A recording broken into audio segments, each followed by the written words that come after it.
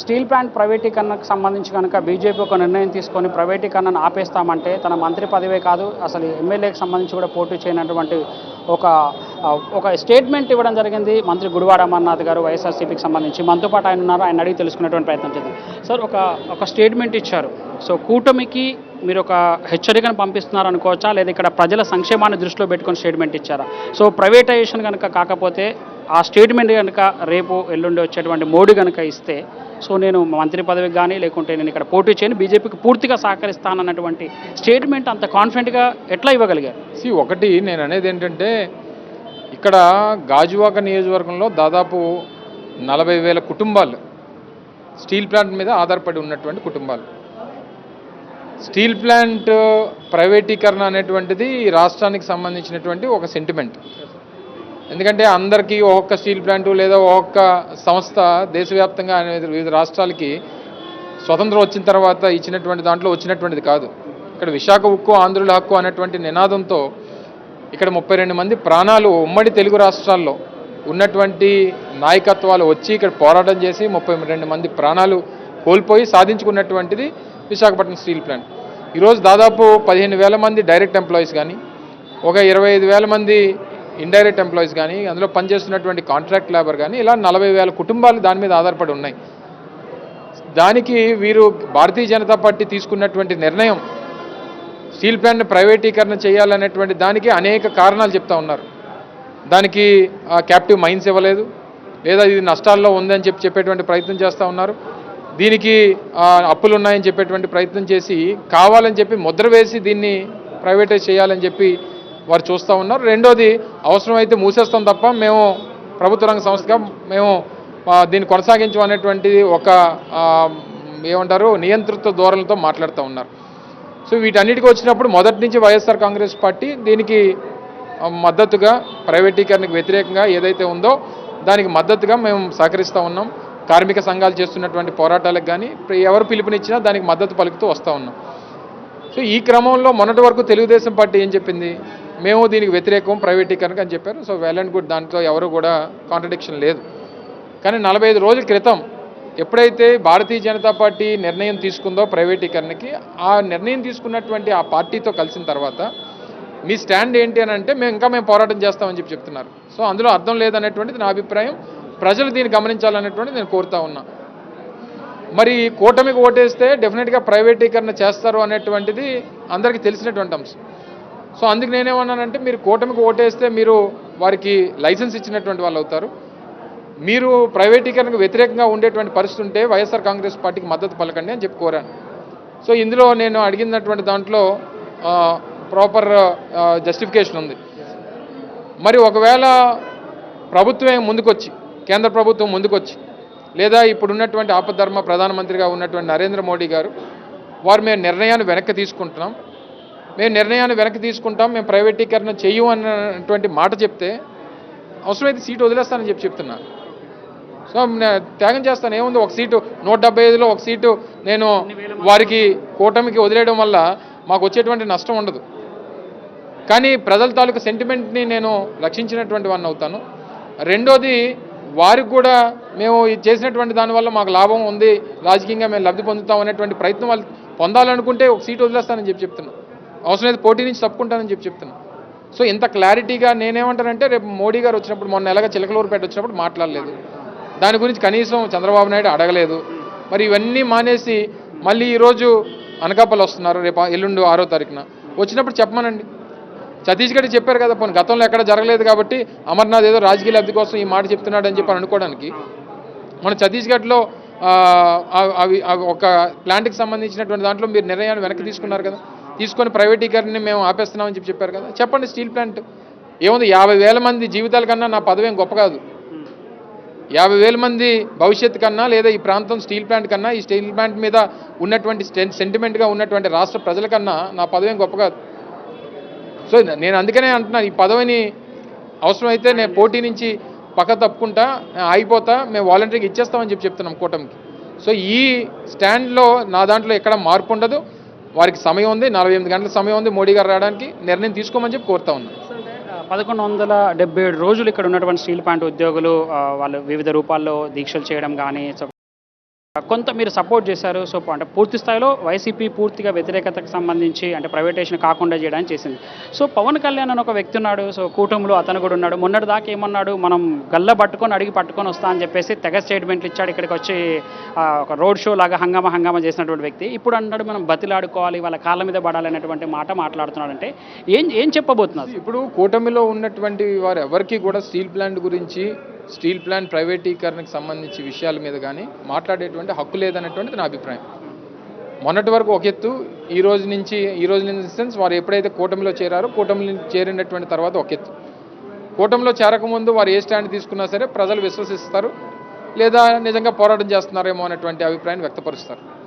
1170 రోజులుగా జరుగుతున్నటువంటి పోరాటానికి మొదటి రోజు నుంచి వైఎస్ఆర్ కాంగ్రెస్ పార్టీ ఆ పోరాటానికి, ఆ ఉద్యమానికి మద్దతు పలుకుతూ వస్తాం. గతంలో 99-2004 మధ్యలో చంద్రబాబు నాయుడు ముఖ్యమంత్రిగా ఉన్నప్పుడు ఇదే రకంగా ప్రైవేటైజ్ చేయాలని చెప్పి వాజ్పేయి గారి ప్రభుత్వంలో ఎన్డీఏ కన్వీనర్గా చంద్రబాబు నాయుడు ఉన్నప్పుడు డిజిన్వెస్ట్మెంట్ చేయాలని చెప్పి ఆలోచన చేస్తే 15 రోజుల పాటు టెంట్ నడిచింది.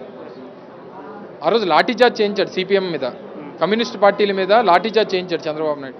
15 రోజుల్లో టెంట్ ఎత్తేసేటువంటి కార్యక్రమం చేశాడు. అంటే దాన్ని బట్టి ఏం తెలుస్తుందంటే ఆ ప్రభుత్వం ఈ పోరాటాలకు మద్దతు పలుకుతుందా లేదా అనేటువంటిది చెప్పడానికి అది ఒక నిదర్శనం. కానీ 1170 రోజులుగా ఇక్కడ టెంట్ నడుస్తూ ఉందనంటే జగన్మోహన్ రెడ్డి గారు వైఎస్ఆర్ కాంగ్రెస్ పార్టీ ప్రభుత్వం సహకారం లేకుండా ఎలా జరుగుతుందని అనుకుంటారు? ఒక్కరోజు ఇన్ని రోజులుగా అనేక ఉద్యమాలు, లా అండ్ ఆర్డర్ విఘాతం కలిగించేటువంటి కార్యక్రమాలు, లేదా పెద్ద ప్రొసెషన్స్ కానీ, లేదా రాస్తా రోకోలు కానీ, లేకపోతే పాదయాత్రలు కానీ అనేక చేశారు. ఏ ఒక్కరి మీదన్నా ఈ 1170 రోజులుగా ఒక్క క్రిమినల్ కేసు అన్నా, in the sense criminal case అంటే ప్రొటెస్టులు చేసినటువంటి దాని మీద కూడా క్రైమ్ నెంబర్స్ రిజిస్టర్ అవుతాయి. ఏ ఒక్కరి మీదన్నా 40,000 మంది ఎంప్లాయీస్ ఉన్నారు, ఒక్కరి మీదన్నా ఒక్క కేసు అన్నా రిజిస్టర్ చేసిందా ఈ రాష్ట్ర ప్రభుత్వం? ఇదే ఒక నిదర్శనం కదా.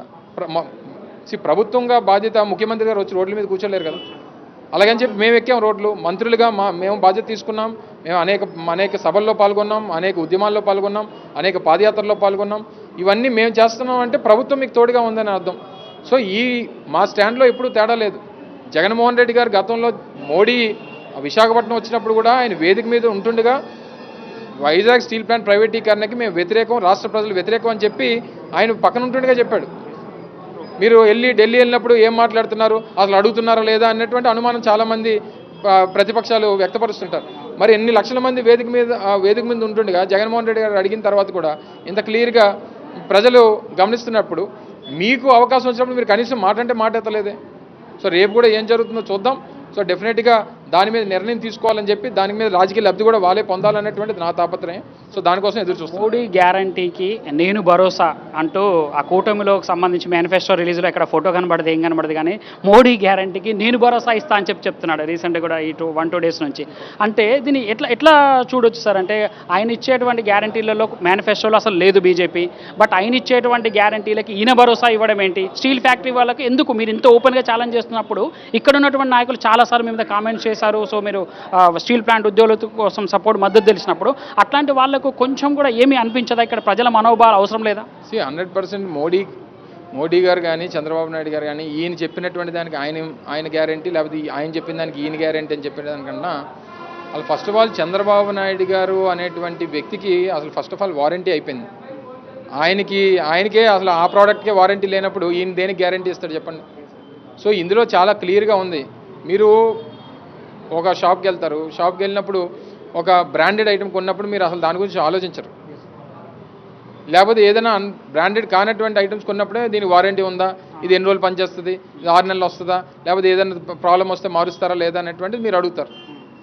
చంద్రబాబు నాయుడు అటువంటి ప్రోడక్ట్, జగన్మోహన్ రెడ్డి గారు అనేటువంటి వ్యక్తి బ్రాండెడ్ ప్రోడక్ట్.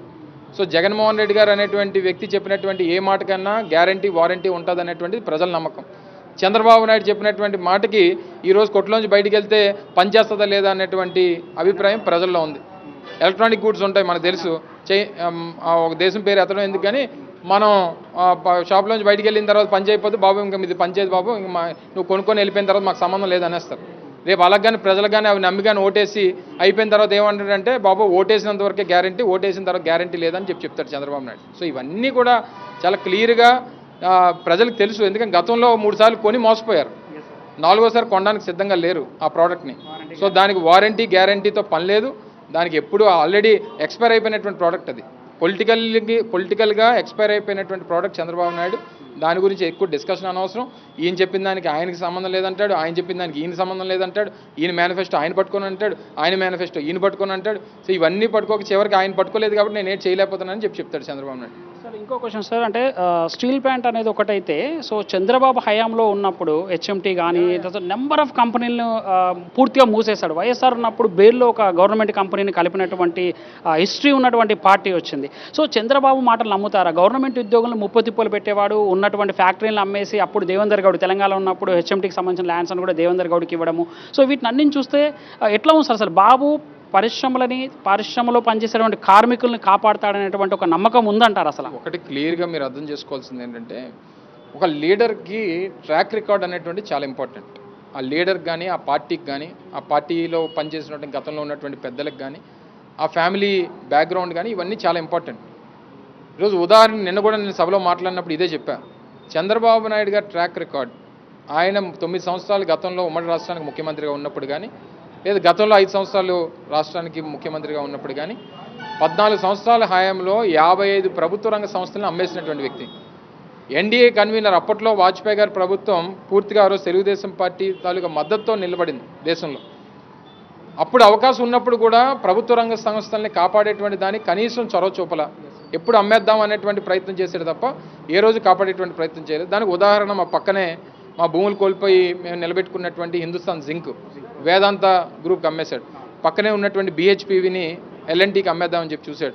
అప్పుడు కూడా స్టీల్ ప్లాంట్ని ప్రైవేటైజ్ చేయాలని చెప్పి చూశాడు. ఇక మీరు చెప్పినటువంటి నిజాం షుగర్స్ కానీ, HMT కానీ, ఆల్విన్ కానీ, ఇలా రకరకాలైనటువంటి చిత్తూరు డైరీ కానీ, ఆయన సొంత హెరిటేజ్ సంస్థ కోసం చిత్తూరు డైరీని ఏ రకంగా బల్లి చేశాడో మళ్ళీ ఇప్పుడు జగన్మోహన్ రెడ్డి గారు వస్తే తప్ప దానికి పూర్వవైభవం రాలేదు. సో ఇవన్నీ ఒక ట్రాక్ రికార్డ్ అనేటువంటిది చంద్రబాబు నాయుడు గారికి ప్రభుత్వ రంగ సంస్థలు అంటే ఎంత చిన్న చూపో, ఎన్ని ప్రైవేటైజ్ చేశాడో, ఎన్ని అమ్మేశాడో అనేటువంటి చూసాం. అదే జగన్మోహన్ రెడ్డి గారి కుటుంబానికి వచ్చేసరికి రాజశేఖర రెడ్డి గారు అదే ప్రైవేటైజ్ చేద్దాం అనుకున్నటువంటి స్టీల్ ప్లాంట్ని కాపాడారు. BHPని అమ్మేద్దామని చూస్తే దాన్ని BHELలో కలిపారు. హిందుస్థాన్ షిప్ యార్డ్ని మూతపడిపోతుంటే దాన్ని డిఫెన్స్లో మార్చేశారు. సో ఇలాగా మీరు ఎన్ని ట్రాక్ రికార్డ్ చూస్తే ప్రభుత్వ రంగ సంస్థల్ని కాపాడినటువంటి చరిత్ర రాజశేఖర రెడ్డి గారి కుటుంబానికి ఉంటే, ప్రభుత్వ రంగ సంస్థల్ని అమ్మేసేటువంటి చరిత్ర చంద్రబాబు నాయుడు గారికి ఉంది. సో ఆ లెగసీని కంటిన్యూ చేస్తున్నటువంటి జగన్మోహన్ రెడ్డి గారు రేపు స్టీల్ ప్లాంట్ని కాపాడుతాడనేటువంటి నమ్మకం ప్రజల్లో కానీ మాలో కానీ ఉంది. ఎట్టి పరిస్థితుల్లో దానికి తలొగ్గడు, ఎట్టి పరిస్థితుల్లో దానికి రాజీ పడడు అనేటువంటి నమ్మకం ప్రజల్లో ఉంది. ఆయనకు ఒక ట్రాక్ రికార్డ్ ఉంది కాబట్టి. సో చంద్రబాబు నాయుడు గారి మాటలు రేపు కానీ పొరపాటున ఇక్కడ కానీ తెలుగుదేశం పార్టీ గెలిస్తే, సార్ మనల్ని అమ్మేసుకోమని చెప్పి లైసెన్స్ ఇచ్చారు సార్, అక్కడ ప్రజలు దీని గురించి ఎవరు పెద్ద పట్టించుకోవట్లేదు, మనం అమ్మేయొచ్చు అని చెప్పి రేపు మోడీకి చెప్తాడు. సో ఇవన్నీ కూడా ప్రజలు గమనించాలనేటువంటిది నా అభిప్రాయం. తప్పకుండా గమనిస్తున్నారనేటువంటిది కూడా బలంగా విశ్వసిస్తా ఉన్నాను. ఓటు వేసే వరకే వారంటీ, ఓటు తర్వాత గ్యారంటీ ఏముండదంటారు? 100%. ఎక్స్పైర్ అయిపోయిన ప్రోడక్ట్కి మన గ్యారంటీ వారంటీ గురించి ఏం మాట్లాడుతాం చెప్పండి. అందులో చంద్రబాబు నాయుడు గారి ప్రోడక్ట్ ఎలా ఉంటుందంటే, ఓటేసినంత వరకే, ఓటేసిన రోజే ఆఖరి రోజు గ్యారంటీకి. తర్వాత కానీ మీరు వెళ్ళారంటే వారంటీ అయిపోయింది, ఇంకా ఎక్స్పైర్ అయిపోయింది, మీకు దాని గురించి నన్ను అడగండి అని చెప్తాడు. సో ఇది గతంలో చూసాం, 2014లో చూసాం, 95 సరే ఆయన ఎన్టీ రామారావు గారి దగ్గర నుంచి లాక్కున్నటువంటి సందర్భాల్లో చూసాం, 99లో ఆయనకు మళ్ళీ రెండోసారి అధికారం ఇచ్చినప్పుడు చూసాం. ఇది అనేక సందర్భాల్లో. సో కొని మోసపోయినటువంటి ఖాతాదారులు ఎవరైతే ఉన్నారో మళ్ళీ 4వసారి మోసపోతారని నేనైతే అనుకోవట్లేదు. డెఫినెట్గా ప్రజలకు తెలుసు, ప్రజలు గమనిస్తున్నారు. విశ్వసనీయత కలిగినటువంటి నాయకుడు జగన్మోహన్ రెడ్డి గారి వైపే రాష్ట్ర ప్రజలు ఉంటారని చెప్పి బలంగా నమ్ముతా ఉన్నాం. చూద్దాం సార్, మీ ఛాలెంజ్ని తీసుకుంటారా? 48 అవర్స్ ఉంది, will see sir. Thank you. చూస్తున్నాం, వారంటీ గ్యారంటీ లేనటువంటి కూటమి ఇచ్చేటువంటి హామీలు ఇక్కడ ప్రజలు నమ్మరు. స్టీల్ ఫ్యాక్టరీని కాపాడుకునేందుకు నేను ఎంతకైనా ఉంటాను. సో ఇంతమంది కార్మికుల బలిదానాలను కోరుకుంటూ ఉండేటువంటి స్టీల్ ప్లాంట్ కంటే కూడా నాకు ఇచ్చినటువంటి పోస్ట్ చాలా తునుప్రాయంగా తొలగిస్తానని చెప్పేసి, వదులుకుంటానని చెప్పేసి చెప్తున్నటువంటి పరిస్థితి. వీడియో జర్నలిస్ట్ నాగరాజుతో రాజ్ కుమార్ ఫర్ సాక్షి టీవీ, గాజువాక.